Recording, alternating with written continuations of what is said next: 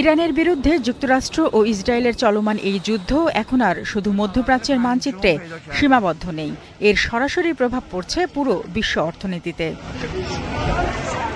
Tehran কার্যত বন্ধ করে দিয়েছে বিশ্বের অন্যতম গুরুত্বপূর্ণ নৌপথ হরমুজ প্রণালী। প্রতিদিন বিশ্ববাজারে সরবরাহ হওয়া প্রায় 20% অপরিশোধিত তেল এই পথ দিয়েই পরিবাহিত হয়।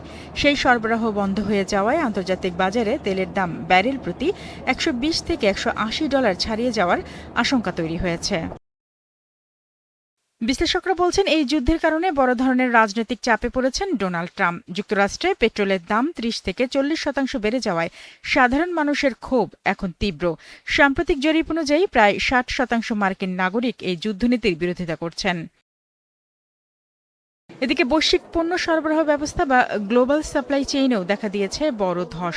জ্বালানির দাম বৃদ্ধির কারণে জাহাজ ও বিমান ভাড়া আকাশচুম্বী হয়ে উঠেছে, ফলে চালসহ বিভিন্ন কৃষিপণ্য বন্দরে আটকে আছে, যা খাদ্য সরবরাহে নতুন সংকট তৈরি করছে।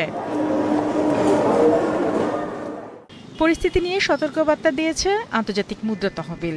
সংস্থাটি জানিয়েছে, যুদ্ধ দীর্ঘস্থায়ী হলে বিশ্বব্যাপী মুদ্রাস্ফীতি আরও 1.2% পর্যন্ত বাড়তে পারে।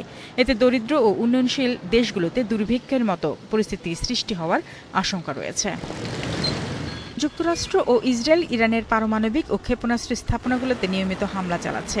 এসব স্থাপনায় বড় ধরনের বিস্ফোরণ ঘটলে তেজস্ক্রিয়তা শুধু ইরানে সীমাবদ্ধ থাকবে না, বরং পুরো মধ্যপ্রাচ্য ও এশিয়া জুড়ে ছড়িয়ে পড়তে পারে।